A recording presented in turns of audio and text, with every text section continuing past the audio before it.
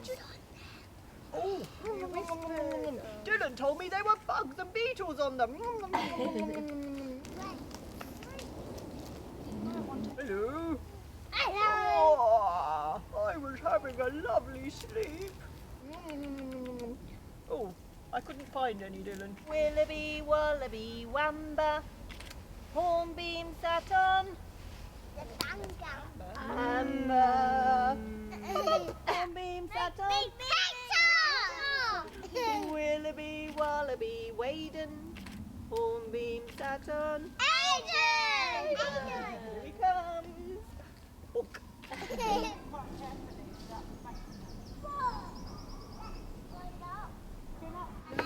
Oh, scout. Look at those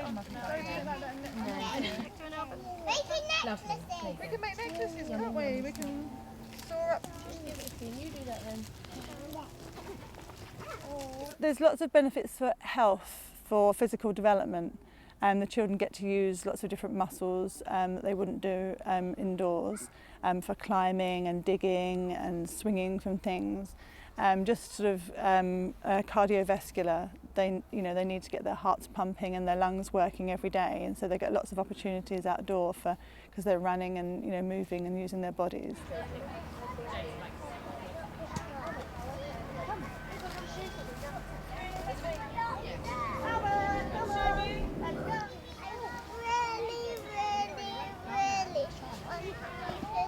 Children learn through movement and doing things, so everything's practical and hands-on outside, so the learning comes a lot more naturally. We don't have to set up opportunities for them to problem solve and risk take because they're all here, and it's sort of they can set their own challenges, which sort of boosts their own self-esteem and their confidence.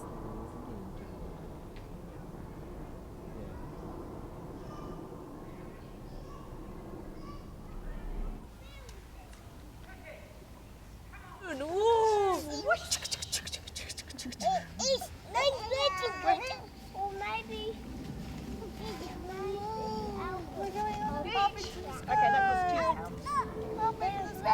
Quiet children seem to talk more when they're outside, I think because the pressure's off and they're a bit more relaxed and there's lots of space.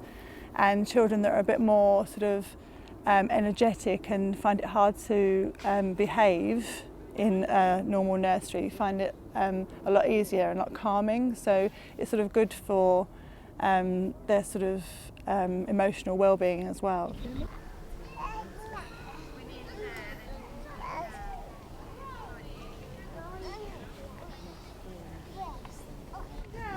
Maybe it was those teachers. Okay.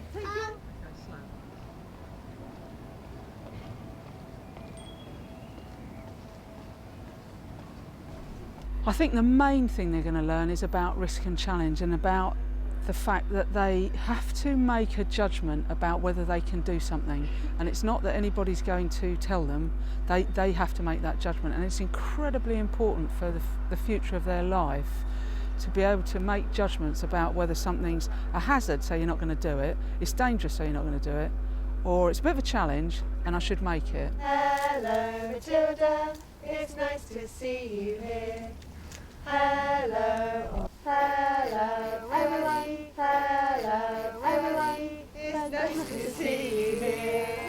Numeracy and literacy is fine outside as long as you've got people who are qualified and knowledgeable about outdoor play and how to manage it. But if you ask anybody when they were young what did they do outside, they would have played all sorts of games, all sorts of manner of games, and all of those games would have involved well, particularly language development, but also lots of stuff to do with maths.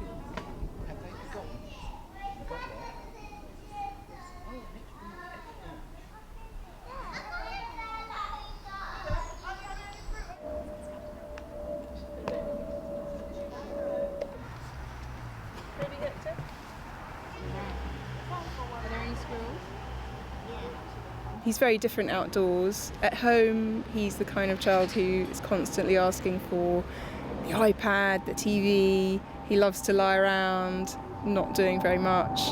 It's quite hard to focus his attention indoors. Yeah? You hungry? Yeah? Did you have a snack? It's breadsticks. It's given her so much confidence, I can't explain it. She's climbs on absolutely everything she sees. She's just more confident in herself, and I don't know why being outside seems to give that to them, this confidence.